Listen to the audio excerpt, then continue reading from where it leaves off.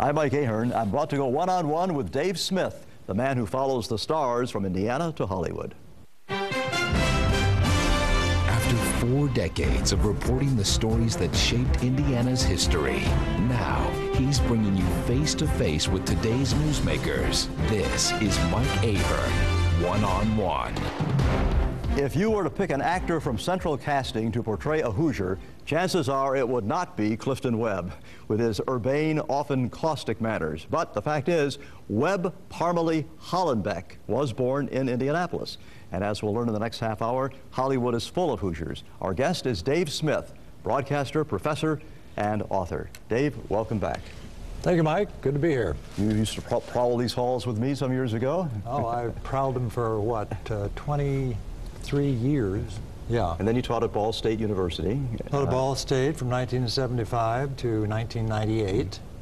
And a lot of broadcast people, and a few of them are working right here. Well, we showed the cover of the book, Sitting Pretty. Earlier, you wrote an extensive history of Indiana celebrities, some well-known, some not so well-known in Hollywood. That book now is no longer available, is that right? Or you can get it? Yeah, it's sold out, well, in about 2 years, I think it's sold out. It was a very expensive book. The Indiana Historical Society Press published it, and they said it's just too expensive to make a second edition. It's called Hoosiers in Hollywood, but you can get it. It's still available on Amazon.com, used, yeah. And Sitting Pretty is out there right now, available. Sitting Pretty is available Barnes & Noble and Amazon.com, yeah. And you have a current book on the history of Indianapolis television, which we'll get to a little bit later on, as time permits. Let's start, though, with the obvious question about our subject matter here. Why are there so many people from Indiana in the movie industry? Well, that's a good question. That's one of the questions I had when I first started doing the research here. But I think one of the answers could be the fact that at that time, or the early days, at least of Indiana, we were literally the crossroads of America.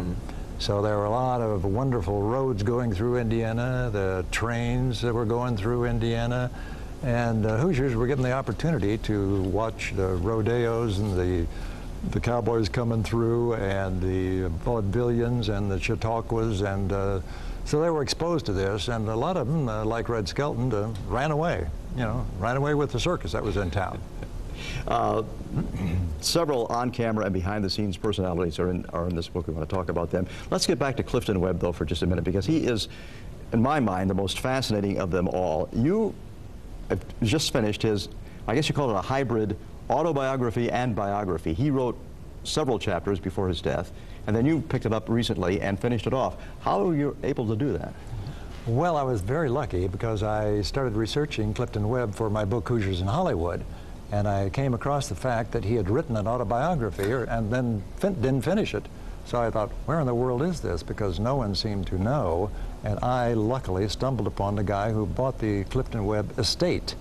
And so I emailed him, talked with him, and said, do you happen to have Clifton Webb's autobiography? Yes, I do.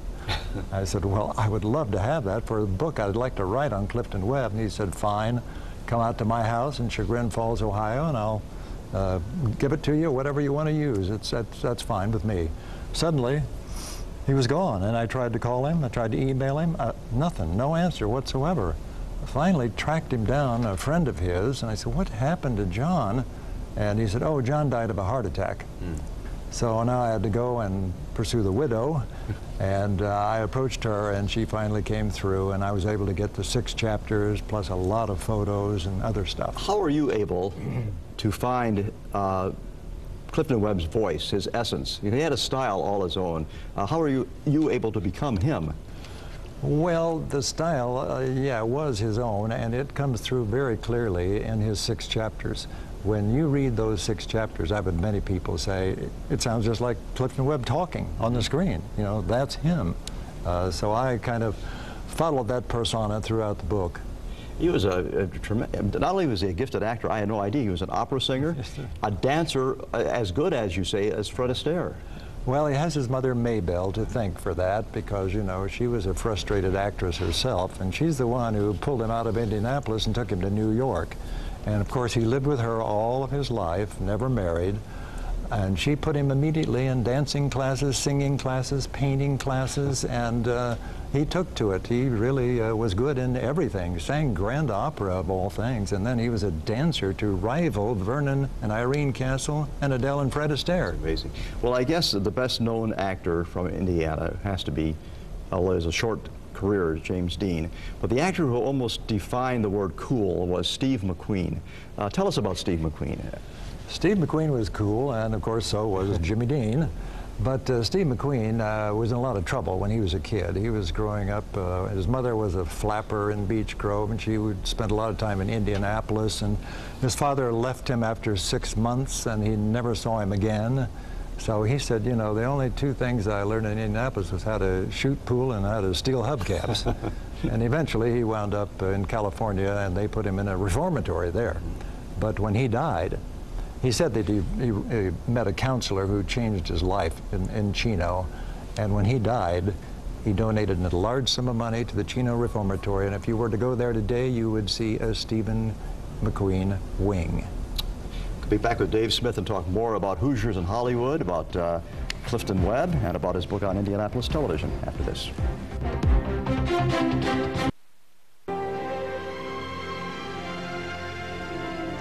4 years after making tonight's picture, Alfred Hitchcock came to the United States, where he was to remain for the rest of his career.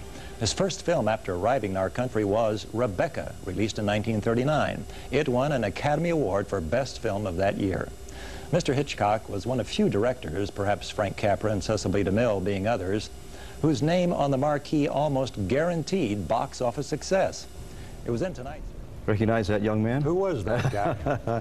That was over, I think, we were on Channel 4 at that time, right? Doing when movies were Yes, movies. I did it for 8 years here on Channel 8. Then I did it 1 year on Channel 13 and 1 year on Channel 4. So you made the cycle, pretty much.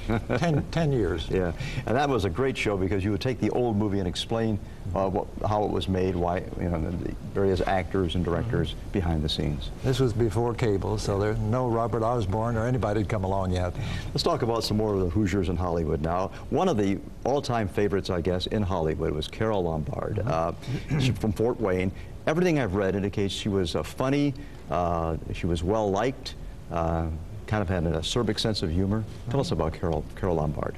Yeah, she was a unique individual. Her name was Jane Peters, and she came from a very wealthy family in Fort Wayne. And in fact, her mother's family, the Knights, were also very wealthy. So, but her father suffered an accident, and the mother took him to California just for a brief vacation. Well, it was there, and she was always a tomboy. She was playing with her two brothers all the time, and the movie director next door saw this little girl playing with the two boys, and said he needed a tomboy for a movie and put her in, and she made her first movie when she was 12 years old. And then she went into Max Sennett movies, you know, silent stuff, before she eventually got into sound and became what we, well, this is Buck Jones and Carole Lombard before her hair turned blonde. Oh my, that's her, that picture there? Yes. I think just before that we saw her with Clark Gable, who she was married to Clark Gable. She was married to Clark Gable. She was first married to William Powell, who was much older than she was, and here she is with Clark Gable. Unfortunately, you know, he was the one who was married to her when she died. And I don't know whether you want to hear the story of that. We're going to take a real quick break. When we come back, we'll hear the story about Carole Lombard, because Indianapolis is very closely connected with her death. With Dave Smith after this.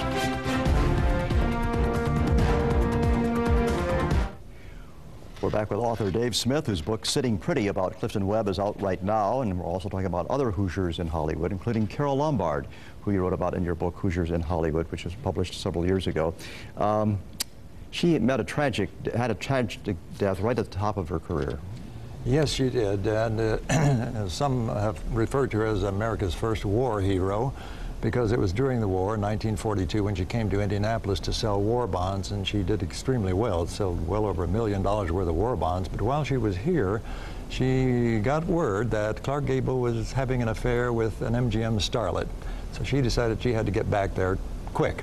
Her mother was with her, and Carole said, "We're going to fly on this Army plane." Well, her mother had never flown before, and so they thought, "We're going back on the train." "No, we're going on this plane." So they were walking up the steps, and her mother, who was a numerologist, said, now wait a minute, there's a 33 on this plane. You're 33 years old. I don't like this. I don't want to get on this plane. And they were arguing, witnesses said, all the way up the gangplank. Plane took off, landed in Las Vegas, took off from Las Vegas to head for Hollywood, and smashed directly into Table Rock Mountain, killing all 21 people on board.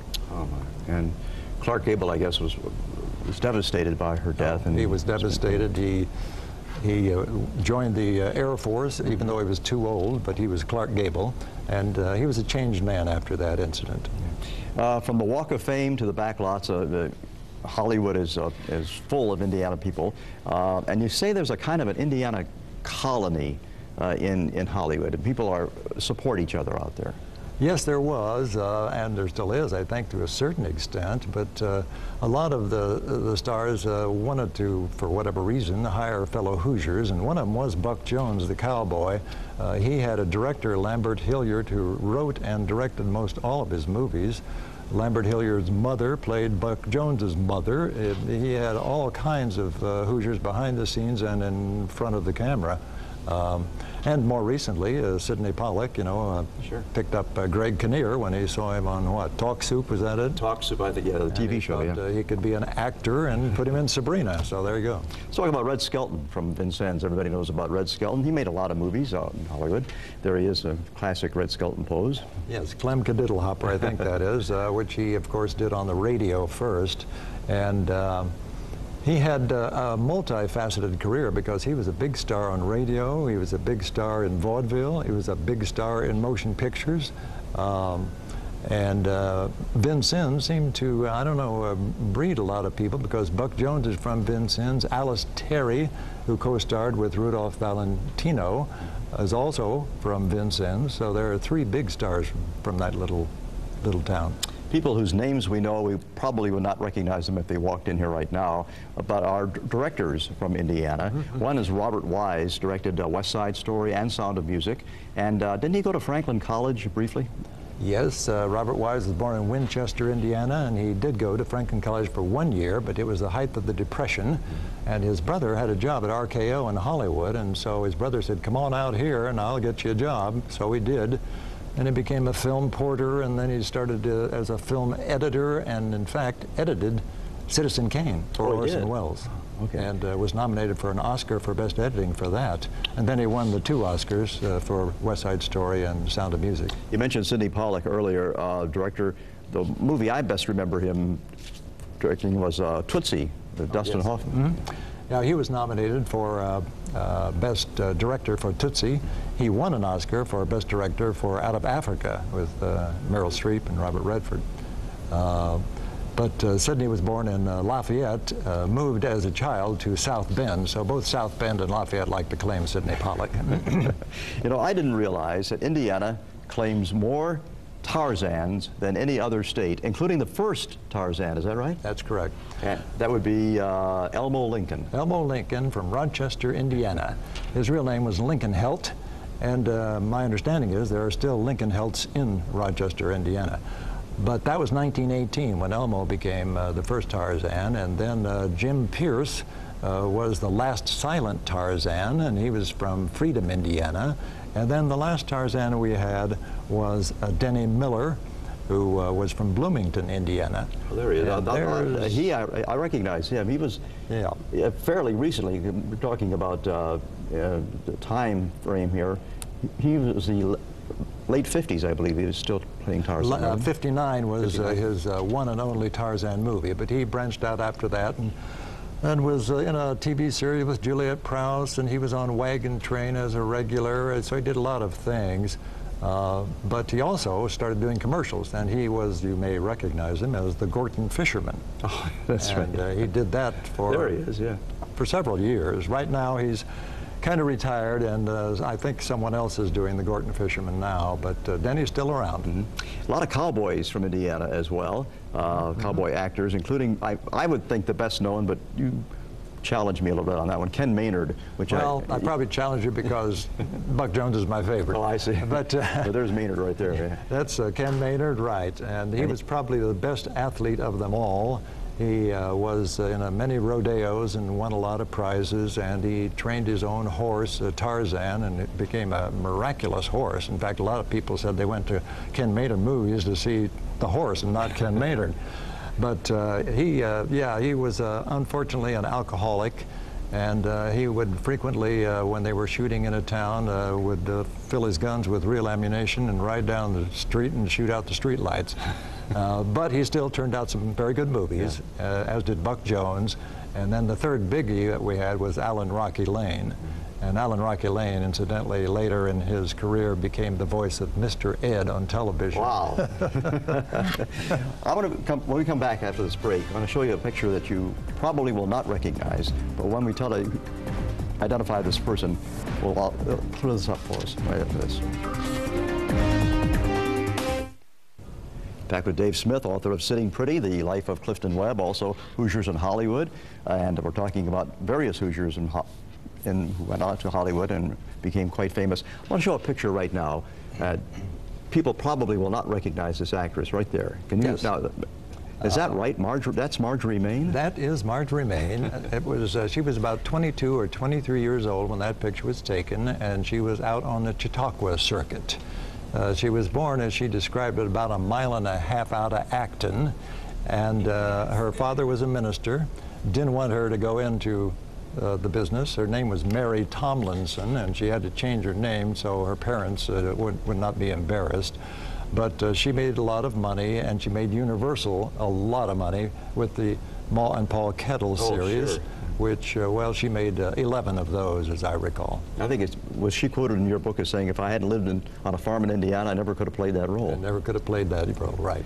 That's amazing, that old picture of her. That picture was, how old was that first one? The first one, well, it was probably 1912, 1913, really? Something like that. Yeah. Let's talk about Anne Baxter, who is a terrific actress. I think she was nominated for an Academy Award. I don't know if she won one or not. She won, yes. Did she? Okay. Yes. She's a granddaughter of Frank Lloyd Wright. And there she is with Alfred Hitchcock. Yes, that's Alfred Hitchcock directed her in I Confess, which I believe had Montgomery Clift in it too. But yeah, she was born in Michigan City, Indiana, and was the granddaughter of Frank Lloyd Wright, and was very close to Frank Lloyd Wright. And matter of fact, Mr. Wright would come to the sets in Hollywood. He loved to watch them shoot. And he was on the set for quite a while, I guess, of The Magnificent Ambersons, which Orson Welles directed and Anne Baxter was in. Now, she did win one Oscar, and that was for The Razor's Edge. Oh, yes. She was nominated for All About Eve, and a lot of people thought she should have got that. But Bette Davis was also nominated, so that split the vote, and neither one of them won. And although they were opposites, I guess, attract, but they liked each other off camera, right? Oh, they did. Oh, yeah. They did. And Bette Davis always said that Anne Baxter had the more difficult part in that movie. Back with Dave Smith right after this. Talking to Dave Smith, we just have about 1.5 minutes left here. Let's talk quickly about a few people we've not mentioned so far. Forrest Tucker is from Indiana.